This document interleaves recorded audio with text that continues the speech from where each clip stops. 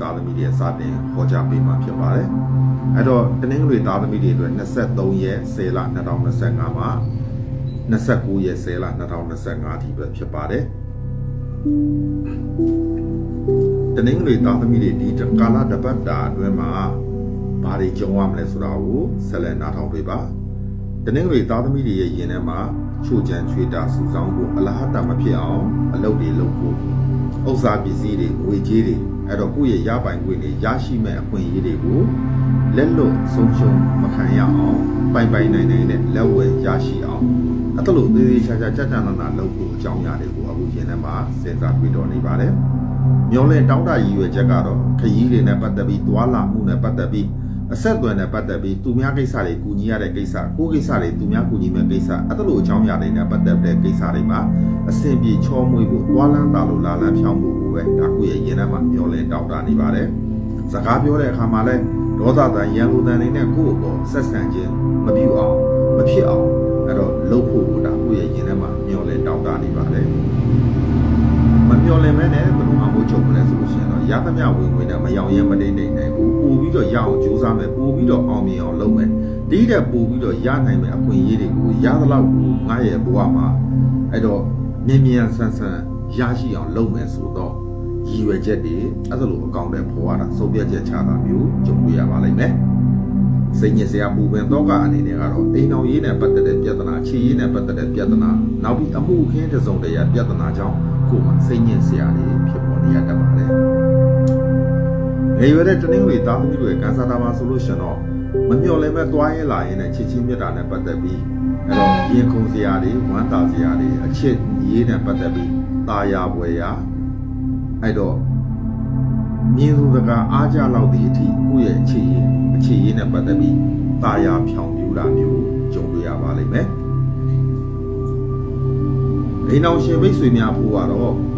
ကိုယ့်ရဲ့အိမ်အောင်ဘက်ကကြိုးစားပန်းစားလုပ်တဲ့ကိစ္စတွေကမအောင်မြင်ပဲနဲ့နှောင့်နှေးနေတာကြမ်းကြနေတာအချင်းချင်းခါကြိုးစားရတာအဲ့ဒီအတွက်ကြောင့်အားမလို့အားမရဖြစ်တာအဲ့ဒါလိုဟာမျိုးတွေကြုံတွေ့ရတတ်တယ်အဲ့တော့သူ့ရဲ့ရည်ရွယ်ချက်သူ့ရဲ့ရည်မှန်းချက်တွေမပြေဝတာမျိုးကြုံတွေ့ရတတ်တယ်ဒါကအိမ်အောင်ရှင်များဖို့ပေါ့နော်ဒီဝါသနာပါလို့ထီထိုးခြင်းနဲ့တနင်္ဂနွေသားသမီးများအဖို့ကတော့အုတ်ထုတ်အဟောင်းတွေအုတ်ထုတ်အပြက်တွေအဲ့ဒါလိုနေရာမျိုးမှာရှာကြည့်ပါ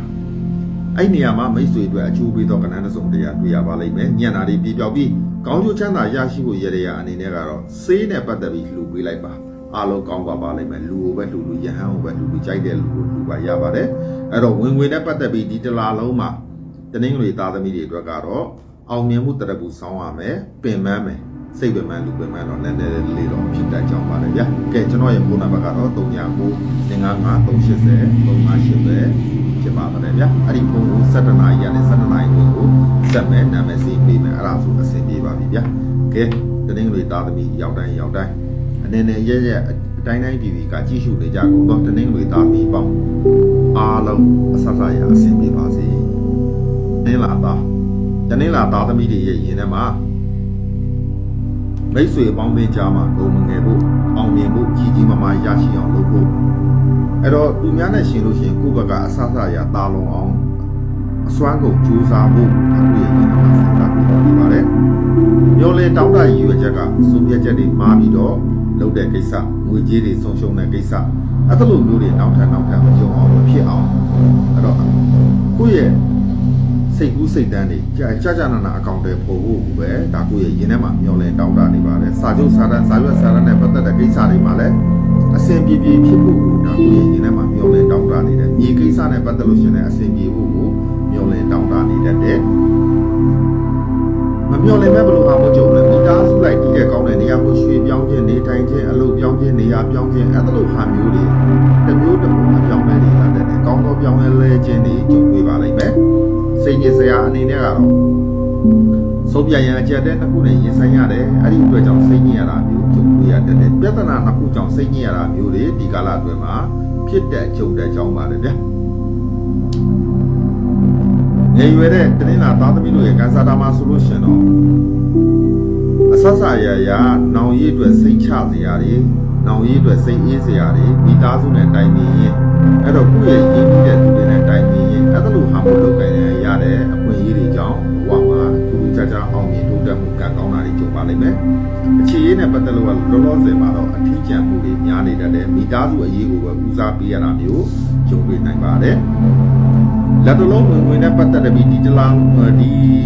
တပတ်လုံးမှာဝင်နဲ့ပတ်သက်လို့ရှင်ကံကောင်းဖို့အတွက်ကတော့အသက်ကြီးတဲ့အဖွားကိုတဦးတယောက်ကိုတည်တည်သုံးမျိုးတော့လူကန်းလိုက်ပါငွေကြေးလက်လာပါနဲ့ပတ်သက်ပြီးထူးထူးခြားခြားကံကောင်းမှုလာပါလိမ့်မယ်အိမ်အောင်ရှင်မိတ်ဆွေများဖို့ကတော့ချိုးချမ်းပဲချွေးတာပဲစူးစောင်းပဲဆိုတဲ့အကြောင်းအရာတွေအဲ့ဒီဟာတွေပဲကောင်းတယ်မှာစဉ်းစားနေရတဲ့နောက်ပြီးတော့ကိုယ့်ရဲ့အိမ်အောင်ပဲအပေါ်ကိုလည်းကိုယ်မှာဒီကလေးလိုတစ်မျိုးတကယ်ချင်းလိုတစ်မျိုးမိတ်ဆွေလိုတစ်မျိုးအမျိုးမျိုးကိုကိုယ်မှာခွင့်လို့ချင်းသိခံခြင်းနဲ့ရှေ့ဆက်ရတာမျိုးအဲ့လိုဟာမျိုးဖြစ်တတ်တယ်သူ့ကိုတော့အားမလို့အားမရဖြစ်တာမျိုးကြုံရတတ်ပါတယ်ဒါကအိမ်အောင်ပဲနဲ့ပတ်သက်ပြီးကိုနော်ကဲအဲ့တော့အိမ်အောင်ရေးနဲ့ပတ်သက်ပြီးကောင်းသောပြောင်းလဲခြင်းတွေကောင်းသောငြိမ်းချမ်းခြင်းကောင်းသောကံကြမ္မာတွေပျော်ရွှင်စရာကောင်းတာအဲ့လိုအပြောင်းလဲတွေလာပါလိမ့်မယ်ဒီဝါသနာပါလို့ထီထိုးခြင်းနဲ့မိတ်ဆွေများဖို့ကတော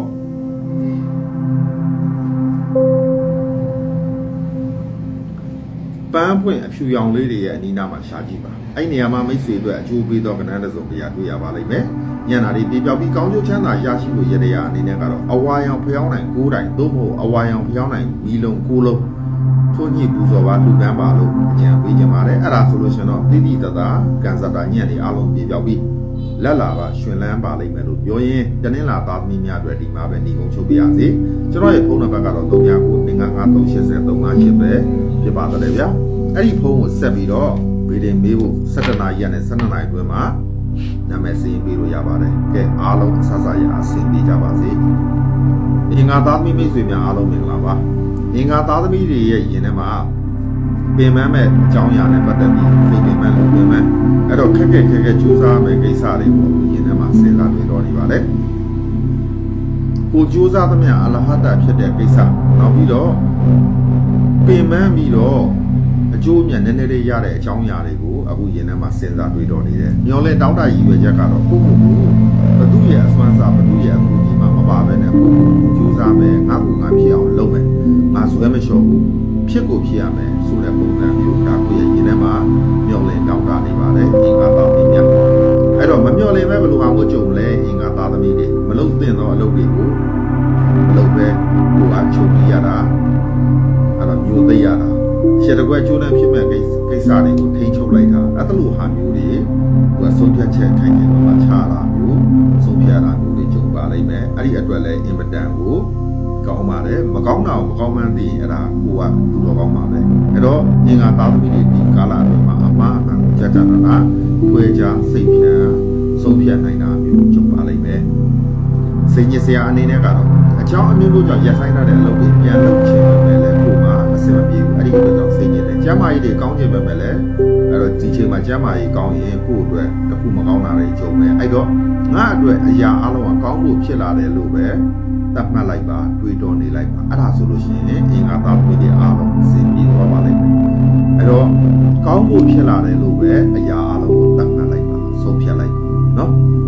်ကဲငယ်ရွယ်တဲ့အင်္ဂါသားတွေကန်ဆာတာမှာဆိုလို့ရှိရင်တော့အောင်မြင်မှုကြီးကြီးမားမားရရှိမယ်ရေရှည်စီမံကိန်းတွေအတွက်ဒီချိန်မှာအစတင်အကောင့်ထဲပေါ်လာတာဆုံးဖြတ်ချက်ချတာအဲ့လိုဟာမျိုးကြုံပါလိမ့်မယ်အိန္ဒိယတိုင်းကိုအကြောင်းပြုပြီးတော့နည်းနည်းတော့စိတ်ညစ်စရာတွေဖြစ်တတ်တယ်လုပ်ငန်းကိုအကြောင်းပြုပြီးတော့လည်းနည်းနည်းစိတ်ညစ်စရာလေးတွေလာတတ်တယ်အဲ့တော့ကိုစိတ်ညစ်ရတယ်ဆိုတာပပလေးပါကျန်တဲ့လူတွေစိတ်ညစ်ရတာအကြီးကြီးတွေပါပဲအဲ့တော့သူများနဲ့စားလို့ရှိရင်ကိုကတော်ပါသေးတယ်လို့ကိုသတ်မှတ်လိုက်ပါအိမ်အောင်ရှင်မိတ်ဆွေများဖို့ကတော့ချစ်ချင်းမြတ်တာနဲ့ပတ်သက်ပြီးယူရခြင်းကျင်နာခြင်းတွေ့တာခြင်းမျက်နှာချင်းစုံမဲ့ခြင်းဆိုတဲ့အဲ့လိုကိုကောင်းခြင်းအဖျားဖျားနဲ့ပြည့်စုံပြီးတော့ကြားလေးလေးခိုင်မြဲလေးလေးဆိုတဲ့ချစ်ချင်းမြတ်တာတွေနဲ့ရှေ့ဆက်ရတာမျိုးကြုံတွေ့ရပါလိမ့်မယ်အိမ်အောင်ရေးနဲ့ပတ်သက်လို့ရှိရင်လည်းမြတ်မြတ်တတ်တာကောင်းကောင်းမွန်မွန်ဖြစ်တာမျိုးကြုံတွေ့ရလိမ့်မယ်အဲ့တော့ဝက်ဥဆုပ်ပြီးကြက်ထားတဲ့ကဲ့သို့အရင်ထက်ပိုပြီးတော့မျက်နှာတွေ့တာမှုတွေလာပါလိမ့်မယ်အင်မတန်အားရစရာကောင်းပါတယ်ဗျာကဲဒီဝါသနာပါလို့ထီထိုးခြင်းတဲ့အင်္ဂါသားသမီးများဖို့ကတော့ချွန်ထက်သောဓာတ်တွေထားတဲ့နာမှာရှားကြည့်ပါအဲ့နေရာမှာမိတ်ဆွေတွေအကျိုးပေးသောကဏ္ဍတစ်စုံတရာတွေ့ရပါလိမ့်မယ်ညံတာတွေပြေပြောက်ပြီးကောင်းကျိုးချမ်းသာရရှိဖို့ရတဲ့အနေနဲ့ကတော့ခလေးတငယ်များကိုကစားစရာဆော့စရာအဲ့ဒါလိုဟာမျိုးတစ်ခုခုလက်ဆောင်ပေးခြင်းအပြင်အညံ့တွေအားလုံးပြေပြောက် သွားပါလိမ့်မယ်လို့ပြောရင်အင်္ဂါသားသမီးများတွေတပတ်စာဟောပြောမှုဒီမှာပဲညီကုန်းချုပ်ပြရစေအားလုံးအဆက်ဆက်ရအဆင်ပြေပါစေကျွန်တော်ရဲ့ဖုန်းနံပါတ်ကတော့395-280-358ပဲဖြစ်ပါတယ်ဗျာအဲ့ဒီဖုန်းကိုဆက်ပြီးတော့နာမည်စရင်7နာရီကနေ12နာရီတွင်ကိုပေးလို့ရပါတယ်ညနေ3နာရီထိတူချင်းစီကိုပြန်လဲဟောကြားပေးရရှိပါတယ်ဆိုတဲ့အကြောင်းကိုပြောချရင်အင်္ဂါသားသမီးရောက်တိုင်းလိုအပ်ဆန္ဒပြုပါစေဗျာဗုဒ္ဓဘုသားသမီးမိတ်ဆွေများအားလုံးမင်္ဂလာပါဗုဒ္ဓဘုသားသမီးတွေအတွက်23ရက်10လ2025မှာ29ရက်10လ2025ထိပဲဖြစ်ပါတယ်ဗုဒ္ဓဘုသားသမီးတွေရဲ့ယင်ထဲမှာသွားစရာယင်ထားနဲ့ပတ်သက်တဲ့ကိစ္စစီးစရာယင်ထားနဲ့ပတ်သက်တဲ့ကိစ္စလက်ရှိကိုယ့်ရဲ့ငွေကြေးတွေကိုအကြောင်းပြုပြီးတော့ချိန်ဆပြီးအလုပ်လုပ်ဖို့အကြောင်းအရာတွေအဲ့ဒီနှစ်မျိုးစလုံးကိုအခုကိုယ်မှာတပြိုင်နက်တည်းစဉ်းစားဆုံးဖြတ်ရမယ်အချိန်ခါကိုရောက်နေပြီဆိုတဲ့အကြောင်းကိုအခုယင်ထဲမှာစဉ်းစားပြီးတော့နေပါတယ်မျောလင်တောင်းတရည်ရွယ်ချက်ကတော့ကိုယ့်ကိုဒုက္ခပေးတဲ့လူတွေနောက်တစ်ချိန်ပြန်လဲဒုက္ခပေးဦးမလားဆိုတဲ့ပုံစံမျိုးဒါကိုယ့်ရဲ့ယင်ထဲမှာမျောလင်တောင်းတနေပါတယ်စိုးရိမ်စိတ်တွေမျောလင်တောင်းတတာကိုယ့်ကိုတတိပေးတာအဲ့တော့ကိုအကောင်းဆုံးဖြစ်အောင်ဖန်တီးဖို့ကိုလည်းဒါသူ့ရဲ့ယင်ထဲမှာတတိဝရိယထားဖို့ကိုလည်းမျောလင်တောင်းတနေပါတယ်မမျောလင်မဲနဲ့ဘယ်လိုဟာမျိုးကြုံမလဲဆိုလို့ရှိရင်နေရာထိုင်ခင်းကိုအကြောင်းပြုပြီးစိတ်တိုင်းမကြစရာတွေကြုံတွေ့ရတတ်တယ်ဝင်ငွေတွေဘလောက်ကောင်းကောင်းအလဟတဖြစ်တာအဖတ်မတင်တာအဲ့လိုဟာမျိုးတွေကြုံတွေ့နိုင်တယ်လို့ဘုဒ္ဓဘုသားသမီးတွေမှာဒီကာလအတွင်းမှာမမျောလဲပဲအဲ့ဒီအခက်အခဲတွေကြုံတွေ့ရတတ်တယ်နေရာထိုင်ခင်းကိုအကြောင်းပြုပြီးတော့ဆုံးဖြတ်ချက်မှားတဲ့ကိစ္စလုံးတဲ့အချိန်မှာမလုံးဖဲနဲ့ဖြစ်ခဲ့တဲ့ကိစ္စတွေကြောင့်ဒီချိန်မှာနေရာထိုင်ခင်းနဲ့ပတ်သက်ပြီးအခက်အခဲတစုံတရာဖြစ်သွားတတ်ပါတယ်စိတ်ညစ်စရာအနေနဲ့ကတော့ကိုယ့်ရဲ့မိသားစုတာယာချမ်းမြေဝယ်ပျော်ရွှင်စရာကောင်းသောမိသားစုတိုက်တိုက်ဝန်းဝန်းစီစီလုံးလုံးလေးနဲ့ဥမကွဲတိုက်ပြည့်ဆိုတော့အဲ့ဒီအရာသားလေးကိုခံကျင်တာတစိမ့်စိမ့်ခံစားကျင်တာဝေးတော့မှပူလို့လွမ်းဆိုတဲ့ပုံစံမျိုးအဲ့တော့မိသားစုနဲ့ပတ်သက်ပြီးဤတုန်းကတော့ချစ်ရကောင်းမှခင်ရကောင်းမှတွေ့တာရကောင်းမှတန်ရောစင်ထားရကောင်းမှဆိုတဲ့အဲ့ဒါတွေမသိဘူးအခုဝေးတော့မှခုမိသားစုတော့နောင်တရတာငါဘယ်တော့မှဘလို့ကောင်းကောင်းလေးနေခဲ့ရင်ကောင်းမှာပဲဘလို့အကောင်းတွေပြောခဲ့ရင်ကောင်းမှာပဲစိတ်ချမ်းသာအောင်ဘလို့လုပ်ခဲ့ရင်ကောင်းမှာပဲဆိုတဲ့နောင်တလေးနဲ့ကိုမှပြည့်နေတတ်တယ်အဲ့ဒီအတွက်ကြောင့်စိတ်ညစ်ရတာမျိုးဖြစ်တတ်တယ်အဲ့တော့ကောင်းသောပြောင်းလဲခြင်းဖြစ်တယ်လို့ပဲသတ်မှတ်လိုက်ပါခေါင်းဖို့ဖြစ်လာတယ်လို့ပဲကိုယ်စိတ်ထဲမှာတွေးလိုက်ပါအဲ့ဒါဆိုမိတ်ဆွေအနေနဲ့ပေါ့သွားပါလိမ့်မယ်ယင်ထဲမှာအစိုက်ခဲကြီးတွေမရှိတော့ပါဘူးเนาะကဲငယ်ရွယ်တဲ့ဗုဒ္ဓဘုသားသမီးတွေကကန်ဆာတာမှာဆိုလို့ရှင်တော့ဆုံးဖြတ်ချက်တွေမှားတတ်တယ်သူများကိစ္စကြောင့်ကိုယ်မှာပြဿနာတွေတက်တတ်တယ်အဲ့တော့ကိုယ်အလုပ်ကိုလုပ်ကိုတမင်းကိုစားကြီးတော်နွားအလကားကြောင်းဆိုတဲ့ပုံစံမျိုးမလုပ်မိပါစေနဲ့အဲ့တော့အားနာလို့လုပ်မိတာတွေကပြဿနာတွေဖြစ်တတ်တယ်အခြေရင်းနဲ့ပတ်သက်လို့ရှင်လည်းကံညံ့တတ်တယ်အဲ့တော့ဆုံးဖြတ်ချက်တွေမှားတတ်တယ်မကောင်းတော့ငြိမ့်နေပေါ့အဲ့တော့ငယ်ရွယ်တဲ့သူတွေမှာဒီကာလအတွင်းမှာဆုံးဖြတ်ချက်တွေမှားတတ်တယ်သတိထားမယ်အိမ်အောင်ရှင်မိတ်ဆွေများဖို့ကတော့ကိုယ့်ရဲ့အိမ်အောင်ဘက်ကြောင့်အောင်မြင်မှုကြီးကြီးမားမားဝမ်းသာစရာတွေကြုံတွေ့ရပါလိမ့်မယ်အဲ့တော့ကိုယ့်ရဲ့အိမ်အောင်ဘက်ကအစွမ်းစားကြောင့်အံ့ဩလောက်အောင်ကိုယ့်ရဲ့မိသားစုမှာထူးခြားပြောင်းလဲမှုနာမည်ကုန်သတင်းကြီးတာမျိုးအဲ့လိုဟာမျိုးတွေဖြစ်လာပါလိမ့်မယ်ဒါကအိမ်အောင်ရေးကိုအကြောင်းပြုပြီးတော့ပေါ့နော်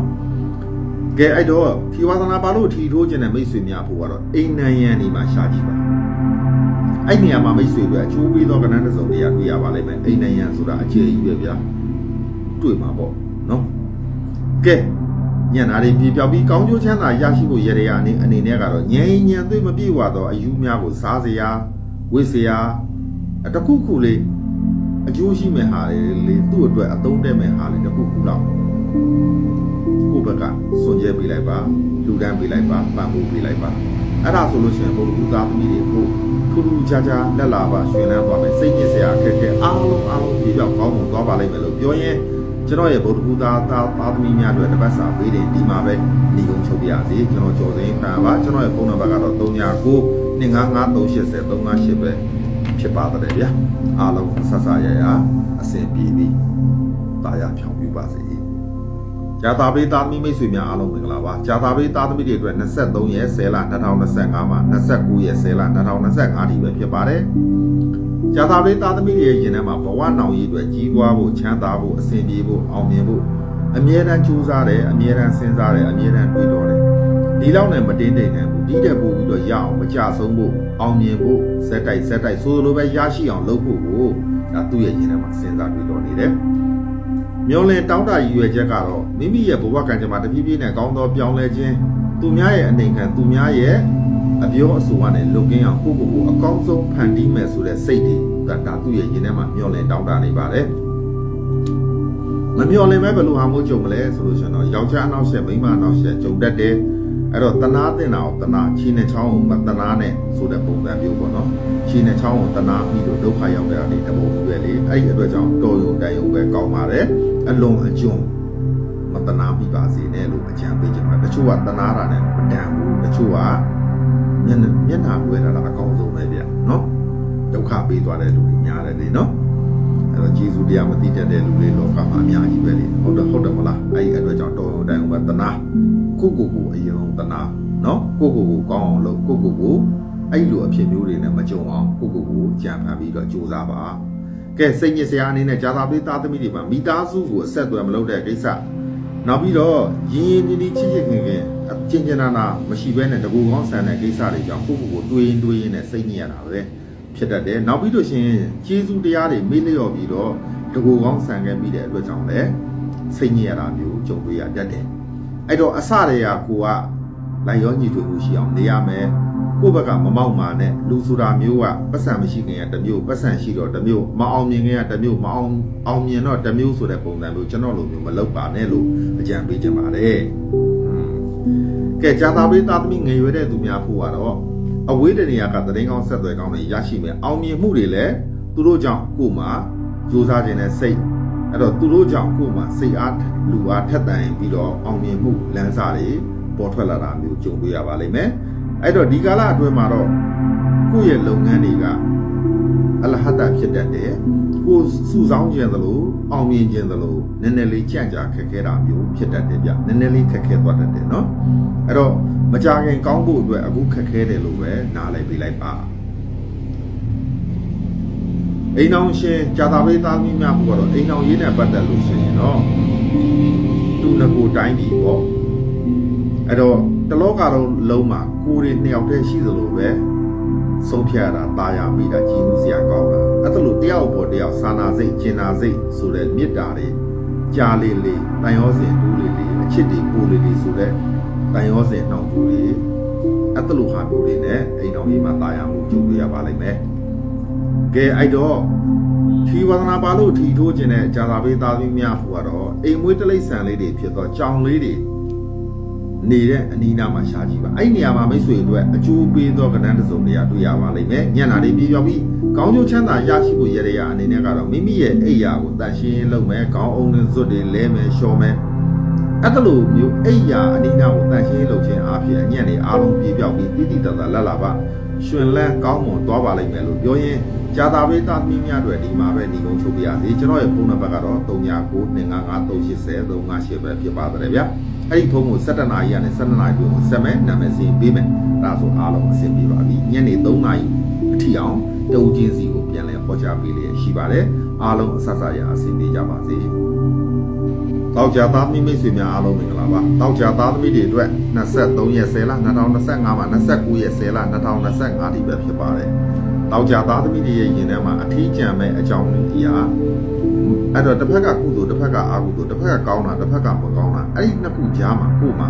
သိသိနဲ့မိုက်မဲတဲ့အကြောင်းအရာတွေကိုအခုရင်ထဲမှာစဉ်းစားတွေ့တော်နေပါတယ်အထီးကျန်မဲ့ဆိုတာလည်းသိတယ်ထားခဲ့မဲ့ဆိုတာလည်းသိတယ်ဒါပေမဲ့ကိုမှတိုင်ရောစင်မတွေ့တာပဲမှမနေနိုင်တာအဲ့တော့ကိုယ်တိုင်နဲ့ကိုယ်ကခံပေါ့နော်အဲ့တော့တောက်ကြသားသမီးတွေရဲ့မျောလင့်တောင်းတရည်ရွယ်ချက်ကတော့ကိုယ့်ရဲ့မိတ်ဆွေအပေါင်းအသင်းတွေကြံကြံပေးတဲ့အတိုင်းပဲဆက်ပြီးကြိုးစားမယ်သူတို့ပြောတာမစိုးဘူးကောင်းတယ်အဲ့တော့ငါအဲ့တိုင်းလုပ်ရင်တော့ငါဘဝအဆင်ပြေမှာပါဆိုတဲ့ရည်ရွယ်ချက်ကလေးနဲ့အားတင်းပြီးတော့ရှေ့ဆက်ဖို့ကို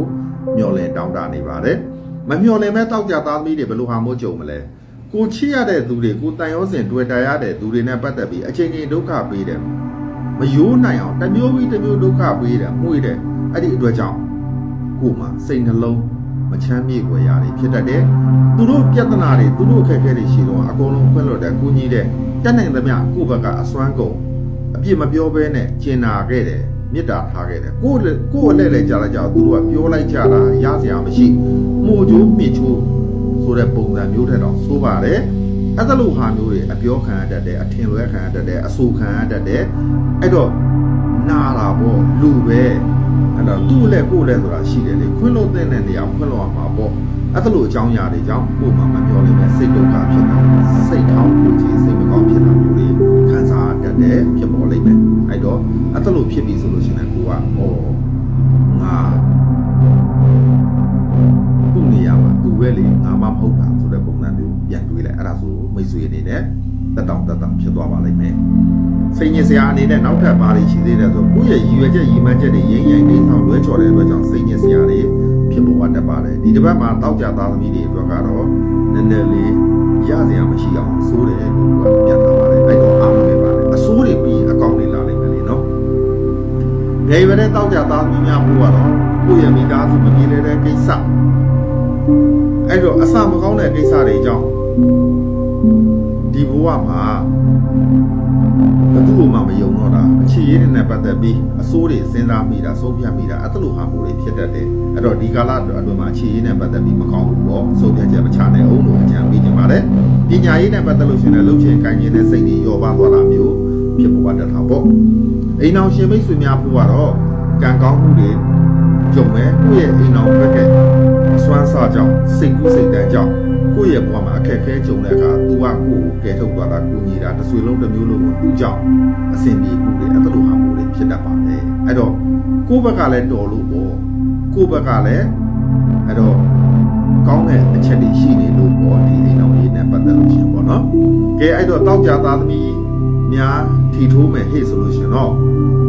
မင်္ဂလာကိစ္စမင်္ဂလာတဲ့အဲ့လိုဟာမျိုးဖိတ်စာတွေစာအိတ်တွေအဲ့လိုအပေါ်မှာရှားကြည့်ပါအဲ့အပေါ်မှာမိတ်ဆွေအတွက်အကျိုးပေးသောကဏ္ဍတစ်စုံတွေတွေ့ရပါလိမ့်မယ်။ကဲညံ့တာတွေပြပြောက်ပြီးကောင်းကျိုးချမ်းသာရရှိဖို့ရရအနေနဲ့ကတော့အချင်းချသာထားသောတရားဝါအများကိုဘေးမဲ့လို့ချင်းအပြင်အညံ့တွေအားလုံးပြပြောက်ပြီးတိတိတတ်တာခံစားတာထူးခြားကောင်းသွားပါလိမ့်မယ်လို့ပြောရင်းထောက်ကြသားမင်းများတွေဒီမှာပဲဒီကုန်းချုပ်ပြရစီကျွန်တော်ကျော်စိန်ခံပါကျွန်တော်ရဲ့ဖုန်းနံပါတ်ကတော့39935358ပဲဖြစ်ပါတယ်ဗျာအဲ့ဒီဖုန်းကို17နာရီကနေ17နာရီတွင်ဆက်မယ်ညနေ3နာရီထိတူချင်းစီကိုပြန်လည်ဟောကြားပေးလျက်ရှိပါတယ်17နာရီကနေ17နာရီအတွင်းကိုဆက်ပြီးတော့နာမည်စာရင်းပေးလို့ရပါတယ်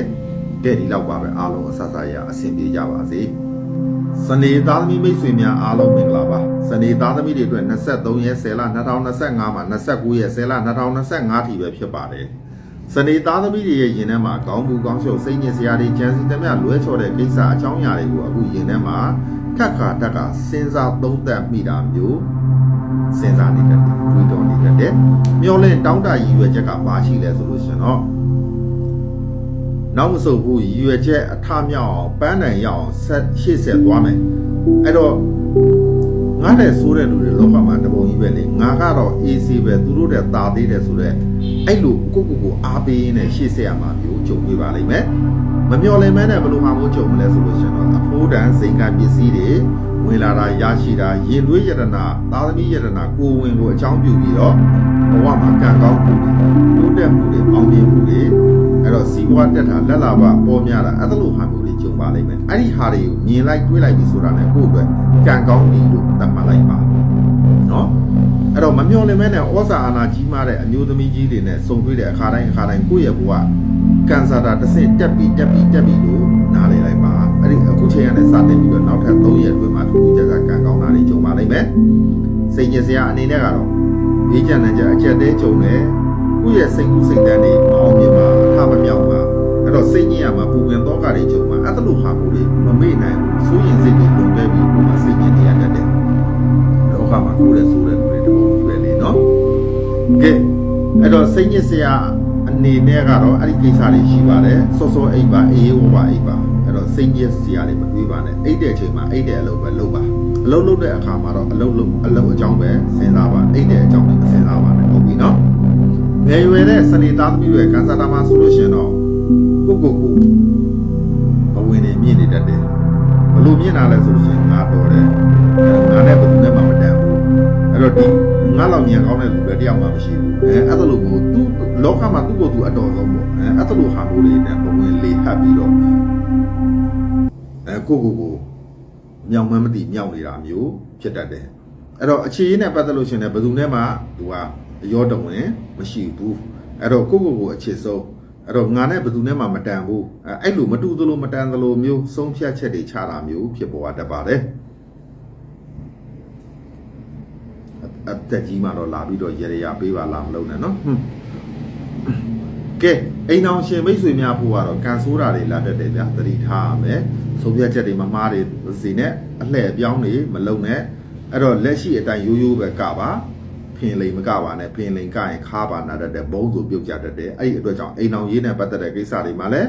အဲ့တော့ဆုံးဖြတ်ချက်မမှားစေနဲ့ကျင်နာမဲ့စကားပြောပါမျက်နှိုးတွေ့တာစေမဲ့စကားပဲပြောပါလို့အကြံပေးချင်ပါတယ်ရန်လူတန်ဒေါသတန်တွေနဲ့မောက်မောက်မှာနိုင်တိုင်းနိုင်လို့ရတိုင်းမနိုင်ပါနဲ့လို့အကြံပေးချင်ပါတယ်ဗျာကဲထီဝါသနာပါလို့ထီထိုးခြင်းတဲ့မိတ်ဆွေများဖို့ကတော့ပန်းကြုံတွေရဲ့အနီးနားမှာရှာကြည့်ပါအဲ့နေရာမှာမိတ်ဆွေတို့အတွက်အကျိုးပေးသောကဏ္ဍစုံတွေကတွေ့ရပါလိမ့်မယ်ဒီကာလအတွင်းမှာအဲ့တော့မမျှော်လင့်မဲ့နဲ့ငွေကြေးလုံးကြီးခဲချင်းဝင်လာတတ်တယ်ထီကန်နဲ့ပတ်သက်ပြီးသူများထက်ကန်ထူးတယ်လို့ပြထားပါတယ်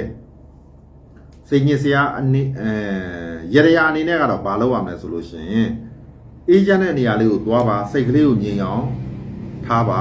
အဲ့တော့စိတ်ကလေးကိုငြိမ်အောင်လုပ်ငါရဲ့စိတ်တွေငြိမ်နေပြီငါရဲ့စိတ်တွေငြိမ်နေပြီဆိုပြီးတော့စိတ်ကိုတည်ငြိမ်အောင်ထားလိုက်ပြီးလဲပြီးရောကိုကဘလို့လုပ်ရမယ်လက်ကလေးကိုတို့ရှက်လက်မလေးကိုတို့ထိနော်ထိလဲပြီးလဲပြီးရောကိုကဆူတောင်းငါဒီချင်းနဲ့စတယ်စနေသားသမီးဘသူပေါ့နော်ငါရဲ့ဘဝမှာစိတ်ညစ်စရာပူပင်တော့ကတည်းမရှိတော့ဘူးငါဒီချင်းနဲ့စတင်ပြီးတော့